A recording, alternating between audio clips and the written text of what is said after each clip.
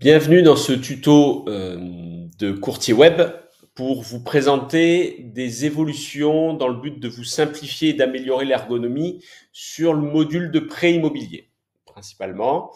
Donc, dans un premier temps, vous avez une première évolution qui se trouve donc dans l'onglet dossier de votre outil IOB. Et ici, il est apparu la simulation rapide pour l'immobilier.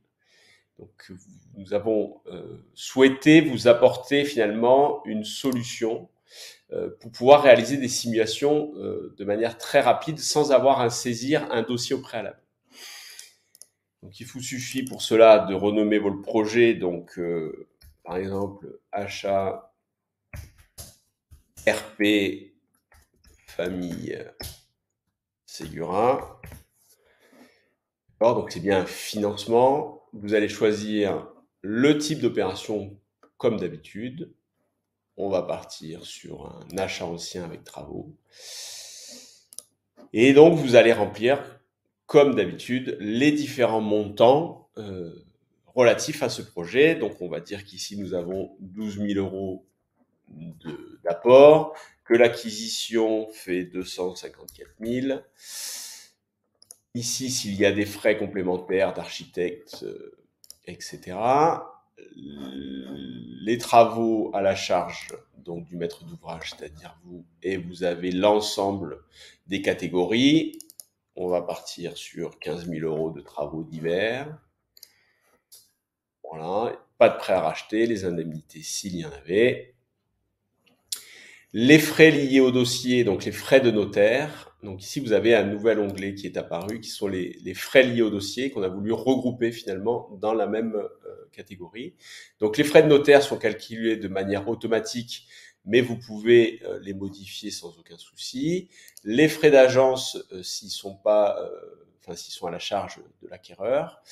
Et ensuite, les frais de courtage qui correspondent à votre mandat. Et donc, on va partir sur 2 000 euros.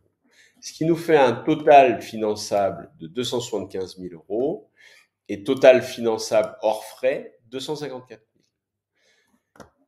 Comme à votre habitude, donc vous rajoutez un prêt pour votre plan de financement. Donc vous allez réaliser votre plan de financement finalement. Donc je veux faire un prêt amortissable et donc vous allez choisir l'une des options, soit le reste à financer, donc le global finalement, soit tout financé sans l'apport, soit financé sauf les frais de notaire et de prêt, financé 95%, etc., etc.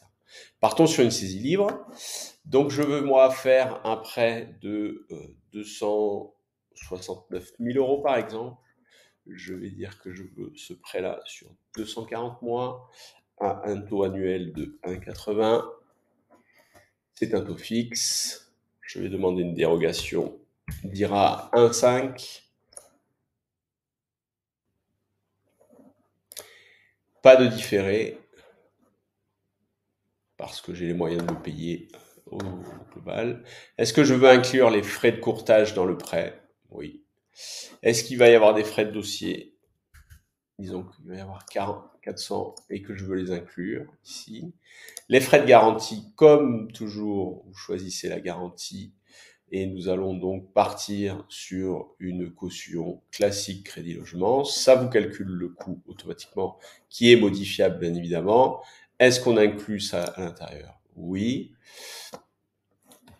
L'assurance, je vais prendre un CRD ici, je vais partir à 0,54 à 100% sur l'emprunteur 1 et je vais dire que c'est une assurance groupe. Il n'y a plus qu'à ajouter le prêt. Donc on voit ici que j'ai fait un prêt de 274 000 et qui reste à financer donc 4 300. Je vais appliquer ça à l'apport personnel puisque finalement je vois que le client voulait m'apporter 12 000 mais finalement ça rentre. On peut faire des simulations tant qu'on veut sur le montant de l'apport. Sur la ligne ici, vous avez donc l'échéance hors assurance, l'échéance avec assurance, le taux, la durée, les frais de dossier, les frais de garantie, le montant total des assurances, les frais de courtage et le calcul du TAEG. et cela vous donne le graphique avec l'assurance ou sans l'assurance directement. Ce qui vous permet très rapidement, en quelques minutes, de faire un premier plan de financement avec votre client en face à face et de lui donner le montant des échéances, l'impact des assurances, etc., etc. Si vous souhaitez le passer en dossier, c'est-à-dire que la simulation rapide convainc votre client et vous convainc vous souhaitez garder une trace, à ce moment-là, vous cliquez sur « Créer un dossier » et un nouveau dossier de crédit immobilier va être créé dans votre liste de dossiers et vous n'aurez plus qu'à revenir dessus. Voilà, donc l'enregistrement, donc c'est un prêt IMO. On va dire que c'est pour monsieur Segura, le prénom José, habitation, il est actuellement locataire, le canal d'entrée, mes contacts personnels et l'origine, relation personnelle. Tac. Enregistrer. Alors, une agence. Tac.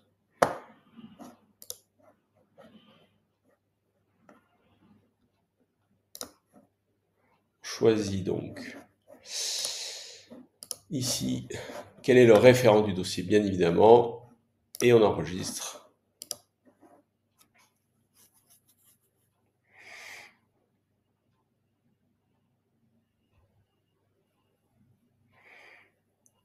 Voilà, donc ça vous a créé le dossier au nom de Segura José, c'est le dossier 1651 avec en réception de contact depuis la date du jour et ça vous amène directement sur le plan de financement où vous allez pouvoir sélectionner tout le reste que l'on va voir dans une deuxième vidéo.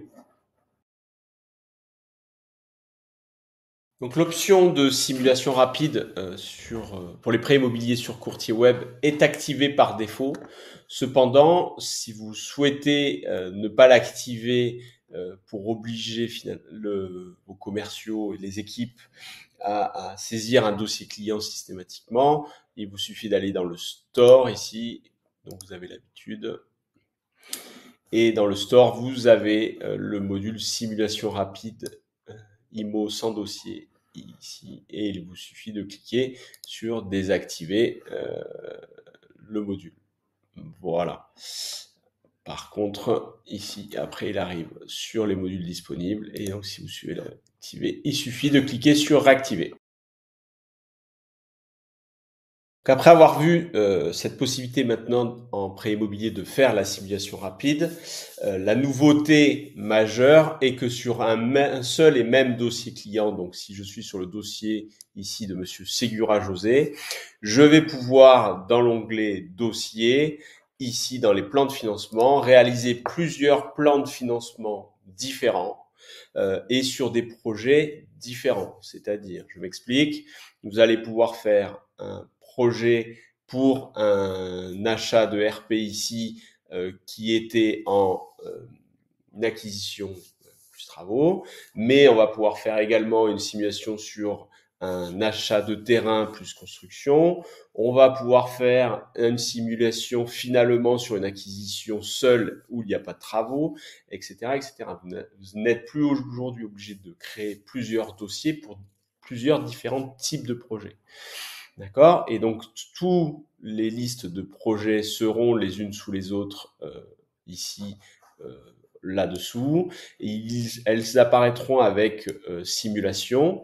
Et lorsque vous choisirez finalement une façon de financer, finalement, le projet définitif de votre client, c'est ce projet définitif de votre client que vous passerez en demande de financement et derrière, ça enchaînera toute la gestion de dossier avec la banque et la demande de financement. Donc, comment fait-on?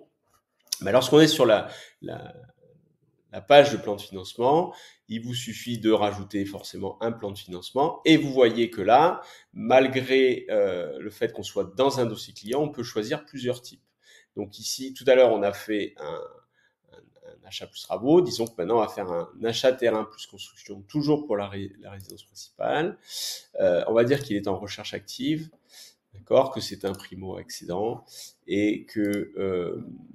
voilà. Ensuite, le cahier des charges, le client veut financer en amortissable.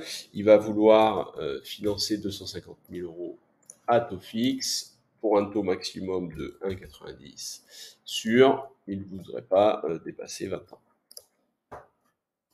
L'info du bien, donc on va mettre place de la mairie puisque ça peut avoir des incidences.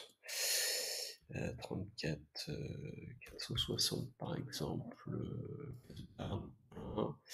Vous avez la possibilité de renseigner. Donc ici, on va mettre qui veut faire construire 110 mètres carrés, un 4 pièces. Donc une maison sur un terrain de 450 mètres carrés. Et donc le financement, il veut apporter 12 000 euros, par exemple. Le montant d'achat du terrain est à 120 000. Le contrat de construction est à 110 000, par exemple.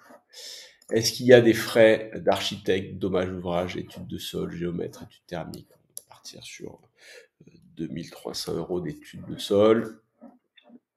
Est-ce qu'il y a des travaux à la charge du client? Disons qu'on va partir sur 1500 euros de branchement.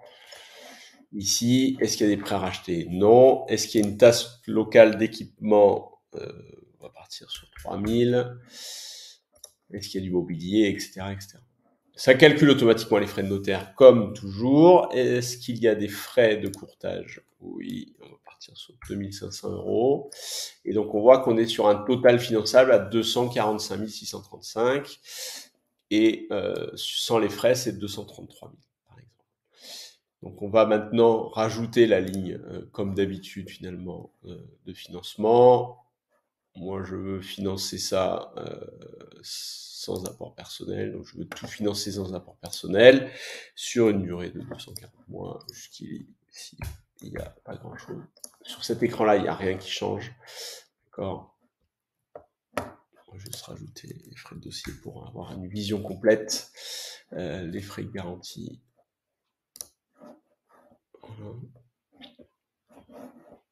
Et donc, je mets ça pour la vision. Dire que la garantie ici, c'est DC, PTIA. Et donc, on est sur une délégation externe et on va dire que c'est des AMGN. On ajoute le prêt. Donc, on a bien notre financement ici. Et donc, total des prêts. Est-ce qu'on applique le reste à financer sur l'apport personnel ou pas?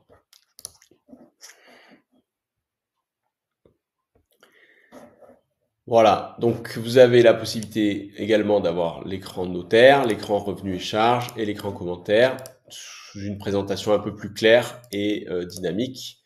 Vous pouvez aller de l'un à l'autre, renseigner la totalité et une fois que vous avez tout renseigné, il vous suffit d'enregistrer.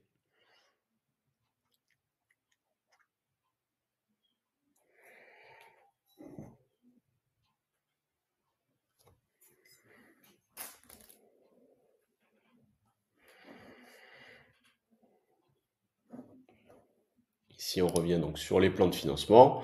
On voit ici qu'on a l'achat RP en simulation et qu'on a un nouveau projet. Sauf que finalement, on se rend compte que c'est pas génial parce qu'on se rappelle plus ce qu'on a fait là-dedans. Donc, au lieu de nouveaux projets ici, je vous invite à créer vraiment le type de projet. Donc là, je vais mettre terrain construction, par exemple. Terrain construction 1, puisque c'est ma simulation 1 de terrain construction.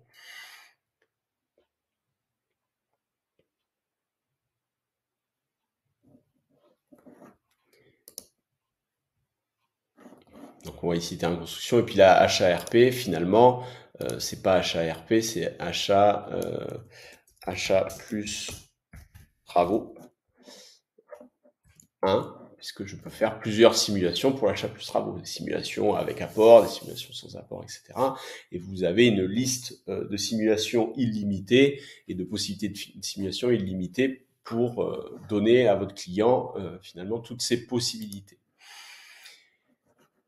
Dans cette liste de simulation, finalement, votre client vous dit, eh bien, finalement, je m'en vais sur un achat plus travaux. Donc, il vous suffit de sélectionner la ligne, la simulation qui va être finalisée en demande de prêt.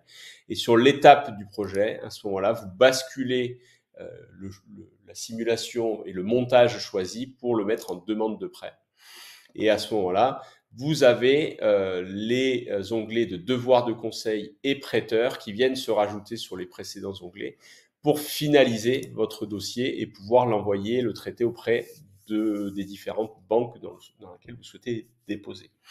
Voilà. Mais l'évolution majeure, c'est le fait de rendre beaucoup plus simple la partie dossier et plan de financement, le fait d'améliorer énormément l'ergonomie et surtout de vous permettre de gérer le multi-projet à l'intérieur d'un seul et même dossier, enfin d'un seul et même client au départ. D'accord ? Et on voit ici sur la liste maintenant que vous avez achat plus travaux qui est en demande de prêt puisque c'est ce projet-là qu'on finalise et le terrain construction reste en mémoire mais en statut de simulation.